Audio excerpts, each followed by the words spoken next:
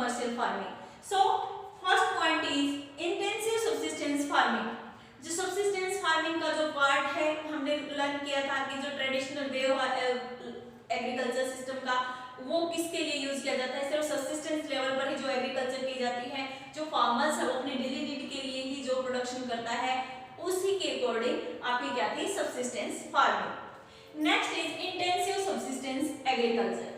Intensive subsistence agriculture, the farmer cultivates the small plot using with simple tools and more labor. So जो permanent जो एक plot होता है एक farmer का, ओके, इस परमानेंट प्लॉट में वो क्या करता है कि डिफरेंट डिफरेंट बॉक्सेस बना देता है। मान और अजम्पशन करो कि ये क्या है, एक प्लॉट है, ओके, ये उसके पास टोटल लैंड है, लिमिटेड लैंड होती है एक फार्मर के पास। इसमें ये क्या करेगा, डिफरेंट डिफरेंट टाइप्स क्या कर देता है, बॉक्सेस ही बना देता है। और ये जो इंटेंसिव सब्सिस्टेंस फार्मिंग है, यहाँ पर multi crops a farmer can get, okay. So multiple farming के लिए वो क्या करेगा, एक स्मॉल प्लॉट पर ही अपने सिंपल टूल्स को यूज करेगा, लेकिन मोर लेबर, ज्यादा लोगों को लगाकर वो क्या करेगा, प्रोडक्शन करेगा अपना। एग्रीकल्चर क्रॉप्स जो होंगी वो क्या होंगी, मेजरली यहाँ पर कौन सी क्रॉप्स को प्रोड्यूस किया जाता है, राइस। और ये कहाँ पर होगा, ये जो इंटेंसिव सब्सिस्टेंस एग्रीकल्चर है कहाँ होता है, थिकली पॉपुलेटेड एरियाज में, ओके, क्योंकि जहाँ पर लेबर क्या होगी, ज्यादा होगी, पॉपुलेटेड एरिया होगा, इट मींस क्या होगा कि लैंड भी लिमिटेड होगी। लैंड लिमिटेड होगी तो क्रॉप्स का जो प्रोडक्शन होगा वो भी क्या होगा कि स्मॉल एरियाज में ही मल्टीपल क्रॉप्स उनको क्या करना पड़ेगा, ग्रो करना पड़ेगा। सो स्टूडेंट्स, ये जो पार्ट्स डिवाइड करते हैं, जैसे ही ये प्लॉट के अंदर जो परमानेंट प्लॉट है एक फार्मर के पास, वो क्या करेगा कि इसके अंदर डिफरेंट टाइप की क्या कर देगा कि मान लो कि इस बॉक्स में क्या ग्रो किया, व्हीट, नेक्स्ट में क्या ग्रो किया, राइस, नेक्स्ट में क्या ग्रो किया कि ऑयल सीड्स। तो ये ऐसे ऐसे जो प्रोडक्शंस किए जाते हैं, जो क्रॉप्स हैं, one and more than one crops in a year a farmer can get through intensive subsistence farming. Understand this thing? एक intensive subsistence farming में क्या होगा, एक फार्मर के पास एक परमानेंट प्लॉट है, वो स्मॉल प्लॉट है, उसके अंदर मल्टीपल क्रॉपिंग करेगा, बट यूजेस किस चीज का करेगा, simple tools and more labour. So ये एरियाज कौन कौन से हैं, यहाँ पर किस किस टाइप की क्रॉप्स का प्रोडक्शन किया जाता है। मेजर क्रॉप्स क्या रहेंगी, राइस, व्हीट, मेज, pulses and seeds. These type of crops can get a farmer. Areas क्या है, thickly populated areas। जो populated areas है वहीं पर क्या होगा कि प्रोडक्शन होगा, और मॉनसून रीजन्स होंगे जहां पर क्या होगा कि नेचुरली जो वाटर अवेलेबिलिटी है वो भी क्या होनी चाहिए, अवेलेबल होना चाहिए। साउथ एरियाज कहते हैं, south, south east and east Asia. So ये एरियाज जो हैं वहां पर आपको क्या है कि प्रोडक्शन होगा किसका, इंटेंसिव सब्सिस्टेंस एग्रीकल्चर का। यही यहाँ पर अप्लाई की जाती है क्योंकि लोगों के पास क्या है कि प्लॉट कम है, लिमिटेड लैंड के ऊपर जब प्रोडक्शन किया जाता है सिंपल टूल्स के थ्रू, मोर लेबर के through, that we are calling intensive subsistence farming. Next is primitive subsistence farming. Primitive subsistence farming is second type of subsistence farming. Subsistence farming में क्या है कि जो आपका primitive है, this word is telling about the traditional way, okay? Meaning ही इसका क्या है कि traditional जो old way है हमारा agriculture करने का, traditional way of doing agriculture, primitive methods में क्या यूज होंगे, simple tools यूज होंगे, कोई भी ट्रैक्टर, कंपेन, कोई भी हाई स्टैंडर्ड या हाई लेवल की टेक्नोलॉजी इनके अंदर यूज नहीं होती है। नेक्स्ट इज नेचुरल फर्टिलिटी और मॉनसून, कि जहां पर रेन अवेलेबल है, जिस एरिया में वाटर अवेलेबिलिटी कंप्लीट है, नेचुरल फर्टिलिटी जो एरिया है वहां पर क्या होगा कि वहां पर कोई मैन्योर वगैरह नहीं डाली जाती है, कोई भी पेस्टिसाइड्स यूज नहीं किए जाएंगे, वो जो फर्टिलिटी होगी वो नेचुरल होगी लैंड की। So these type of things we will include in primitive. Primitive has two types, shifting cultivation and nomadic cultivation also. starting from shifting cultivation. Shifting cultivation when a area of land has changed and another type, अगर दूसरी बार किसी को भी क्या करना है, shifting cultivation में क्या होता है, स्लैश एंड बर्न सिस्टम अपनाया जाता है। उसमें क्या होता है कि जो ट्राइबल एरिया है वो लोग क्या करते हैं, मूव करते हैं one place to another. Okay, क्योंकि जैसे ही वो मूव करते हैं कहीं पर भी फॉरेस्ट में क्या है, फॉर एग्जांपल ये क्या है, फॉरेस्ट है। ओके, यहाँ से इन्होंने क्या किया, यहाँ आकर ये लोगों ने स्टार्ट किया रहना, इसको क्या करेंगे, पहले क्लीन करेंगे या फिर यहाँ पर क्या करेंगे, सारे पेड़ पौधे हैं उनको क्या कर दिया जाता है, आग लगा दी जाती है और उससे जो ऐश बनती है, जो राख बनती है, उसके अंदर क्या है, सीड्स डाल दिए जाते हैं और वो नेचुरली जैसे कि बारिश होती है मानसून की वजह से वो क्या करते हैं, ग्रो करते हैं। Okay, so slash and burn में जब जलाकर कोई भी फॉरेस्ट को क्या है, कोई एक एरिया फॉरेस्ट का क्या कर लिया जाता है, क्लीन कर लिया जाता है। क्लीन करने के बाद क्या है, वहां पर जो एग्रीकल्चर किया जाता है that we are calling slash and burn. So इससे क्या होता है कि जितने टाइम तक वहां पर फर्टाइल रहती है वो लैंड, फर्टिलिटी बनी रहती है उस लैंड की, तब तक ये लोग प्रोडक्शन करते हैं, एग्रीकल्चर करते हैं और अपने लेवल पर, सबसिस्टेंस लेवल पर वो करते हैं। But after that they are move another place. So ये क्या है कि वो शिफ्टिंग करते रहते हैं।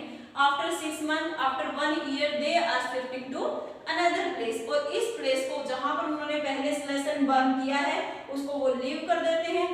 Another way they have gone to another place, कि दूसरे प्लेस पर जाते हैं, वहां पर दोबारा से यही प्रोसेस करते हैं, स्लैश एंड बर्न का वर्क करते हैं, दोबारा से पेड़ पौधों को जलाते हैं, वहीं पर क्या है, क्रॉप्स को ग्रो करते हैं, फिर वहां रहते हैं। सो ये प्रोसेस क्या है, ट्राइबल एरियाज के जितने भी लोग हैं they are doing this process. So shifting cultivation ही क्या कहलाती है, इसको दूसरा नाम क्या दिया जाता है, स्लैश एंड बर्न, कि जो जलाकर जो क्लीन किया जाता है एरिया, उसी के ऊपर जो एग्रीकल्चर सिस्टम किया जाता है, जो खेती की जाती है, जो क्रॉप्स ग्रोन की जाती है, वो किसके अंदर आती है, आपके शिफ्टिंग कल्टीवेशन में। सो ये शिफ्टिंग कल्टीवेशन होता कहाँ है, जहां पर थिकली फॉरेस्टेड एरिया है, कि जहां जंगल बहुत ज्यादा होंगे, जहां फॉरेस्ट बहुत ज्यादा होंगे, पेड़ पौधे बहुत ज्यादा होंगे, वहां पर इसको अप्लाई किया जाता है, क्योंकि नेचुरल फर्टिलिटी वहीं पर मिलती है। और नेचुरल फर्टिलिटी मॉनसून, जहां पेड़ पौधे ज्यादा होंगे वहां मॉनसून भी ज्यादा होगा। इट मींस, और जो अपने टूल्स यूज करेंगे वो क्या होंगे, वो नॉर्मल, जो खुद के लिए जो उनके पास अवेलेबल होते हैं उन्हीं के थ्रू वो क्या करते हैं, क्रॉप्स को ग्रोन करते हैं और हार्वेस्टिंग करते हैं। So this is the shifting cultivation. Shifting cultivation को क्या है कि डिफरेंट कंट्रीज में, वर्ल्ड वाइड और इंडिया में भी क्या है, डिफरेंट नामों से जाना जाता है। इसके डिफरेंट नेम्स क्या हैं। झूमिंग एग्रीकल्चर कहाँ कहा जाता है, नॉर्थ ईस्ट एशिया में। जो शिफ्टिंग कल्टीवेशन, इसको क्या कहा जाता है, झूमिंग एग्रीकल्चर। किन एरियाज में, north east Asia.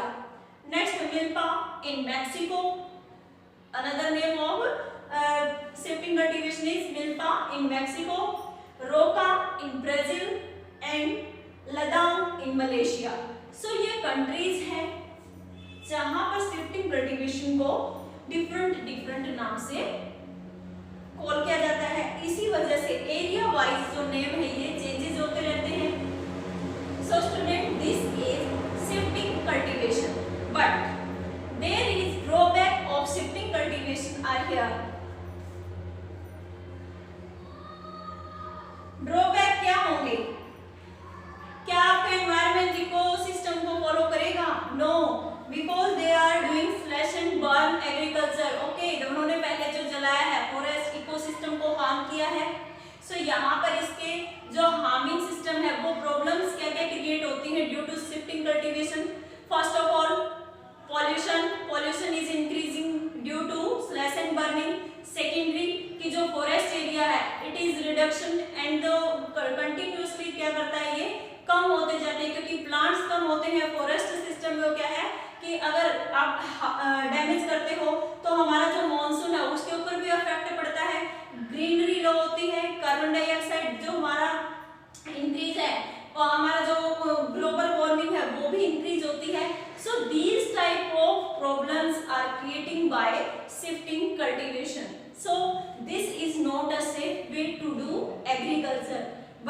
in many area of the world and India we are doing it, but there is many drawback of this cultivation. Next is nomadic cultivation. Next is nomadic cultivation.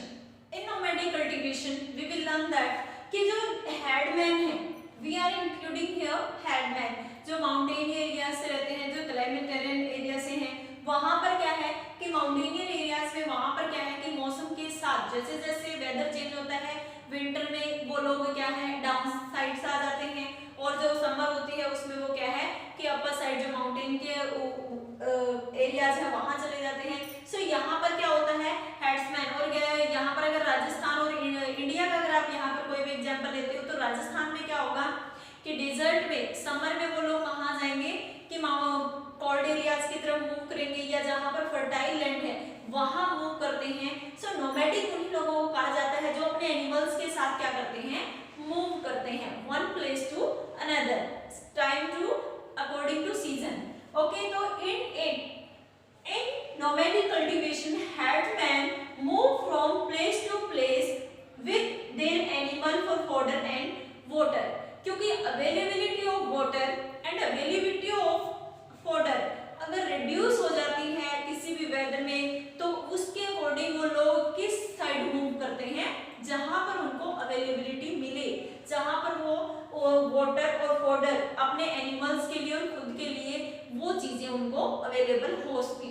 तो ये agriculture क्या करता है, क्या कहलाता है हमारा ये एग्रीकल्चर नोमैडिक कल्टीवेशन.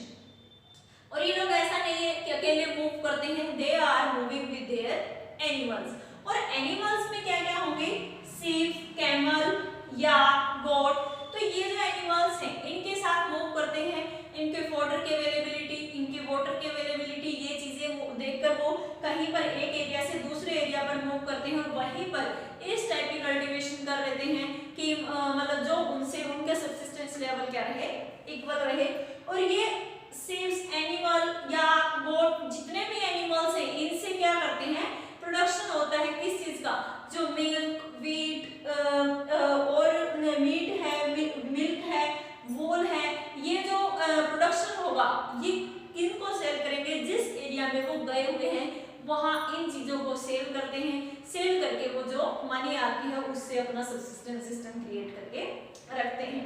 सो इनके लिए जो मूवमेंट होती है हेड्समैन जो मूव करते हैं one place to another with their animals in search of fodder and water, and they are living there for 6 months, 3 months, that is depend on their season. Okay, so ये practice area कहाँ पर है, ये किन areas में होता है, semi arid area and arid regions. इन एरियाज में कहाँ, जैसे कि सहारा है, central Asia, I mean Rajasthan, Jammu Kashmir in India. हमारा एरिया कौन सा है, जम्मू कश्मीर है और राजस्थान है. राजस्थान का मैंने आपको बताया है कि राजस्थान में मान लो कि समर है, समर में वहां पर क्या है कि फॉडर एंड वाटर दोनों की रिडक्शन हो जाती है, कमी हो जाती है, तो इसी वजह से वो लोग मूव करते हैं अनदर एरियाज की तरफ. और जम्मू और कश्मीर जैसे कि विंटर का सीजन अगर लोगे, विंटर में क्या होगा, विंटर सीजन में वहां पर क्या है कि कोल्डनेस इतनी ज्यादा हो जाती है,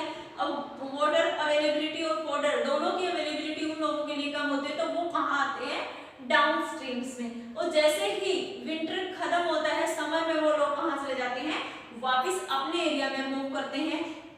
सो इसी वजह से ये लोग क्या करते हैं मूव करते रहते हैं. ऐसे ही सहारा रेगिस्तान है, समर और विंटर सीजन के अकॉर्डिंग ये these peoples are moving from another to another places. Central Asia में भी क्या है यही same conditions are applying here also. So ये एरियाज हैं जहां पर नोमैडिक कल्टीवेशन की जाती है. और नोमैडिक कल्टीवेशंस के थ्रू क्या होता है कि इससे भी क्या होता है कि जो हमारा एनवायरनमेंट है this is also affecting by this process, कि ये लोग जहां पर भी एनिमल्स आते हैं वहां पर फॉडर की तो कमी क्रिएट करते ही है. जिस एरिया में वो एनिमल्स हैं अदर एनिमल्स भी हैं तो वहां पर भी some types of problems are creating due to